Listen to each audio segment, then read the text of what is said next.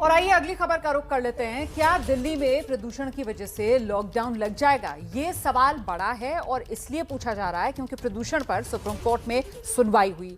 इसमें supreme court ने दिल्ली सरकार को फटकार लगाई, तो वहीं केंद्र को भी कुछ आदेश सुप्रीम कोर्ट में सुनवाई के दौरान दिए गए। और सबसे बड़ी बात यह रही कि दिल्ली सरकार ने हलफनामा दाखिल करके यह कह दिया कि वो लॉकडाउन लगाना चाहती है, लेकिन जब तक दिल्ली से सटे शहरों में लॉकडाउन ना लगे तब तक दिल्ली वालों को उसका फायदा नहीं होगा। तो सुप्रीम कोर्ट ने दिल्ली सरकार को फिर फटकार लगाते हुए कहा, हलफनामे से तो लगता है कि आप सारा ठीकरा जो है वो सीधे सीधे किसानों के सिर फोड़ना चाहते हैं। सुप्रीम कोर्ट ने कल केंद्र को इस पूरे मामले पर इमरजेंसी बैठक बुलाकर प्रदूषण के कारण और उपाय पर चर्चा के लिए कहा है। इस मामले में अब अगली सुनवाई परसों के दिन के लिए तय की गई है। समझ में नहीं आ रहा है कि सरकार, केंद्र सरकार और सारे पंजाब सरकार सब लोग पंजाब फार्मर्स के सबल बर्निंग को क्यों दबाना चाह रहे हैं, क्योंकि ओरली सॉलिसिटर जनरल कह रहे हैं कि 10% से कम है।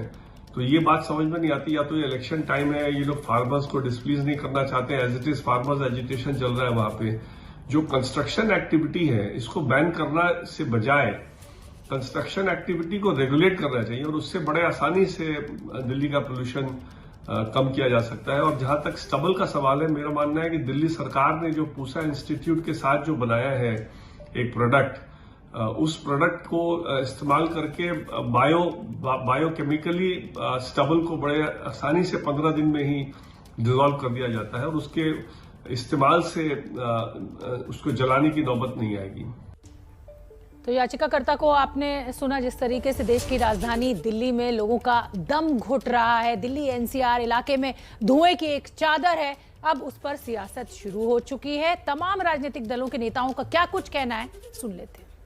सुप्रीम कोर्ट ने जिस तरह से केंद्र और राज्य सरकार को लताड़ा है प्रदूषण को लेकर, उससे वो तमाम तथ्य जो हम बार बार दोहराते रहे हैं वो सामने आ गए। अरविंद केजरीवाल को जब दिल्ली से वोट चाहिए होते हैं तो पंजाब के, हरियाणा के किसानों को गाली देता है, पराली के नाम पर आरोप लगाता है कि प्रदूषण वहां से फैल रहा है। जब वहां वोट चाहिए होते हैं तो दिल्ली वालों के खिलाफ बोलते हैं कि ये प्रदूषण फैला रहे हैं। यह बातें अब चलने वाली नहीं है।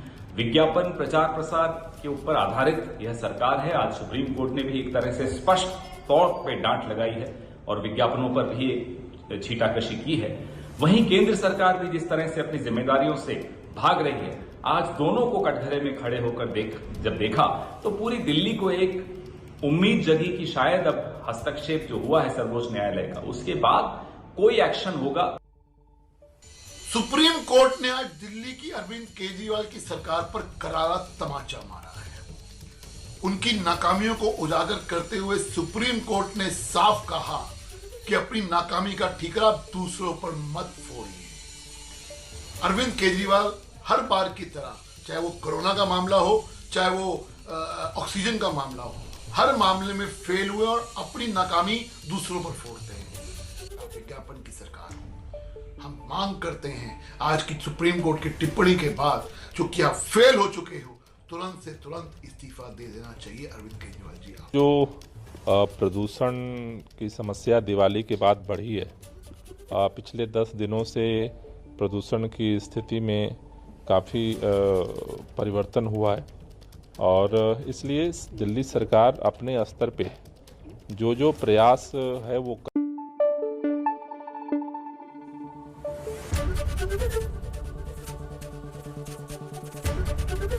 एबीपी न्यूज आपको रखे आगे।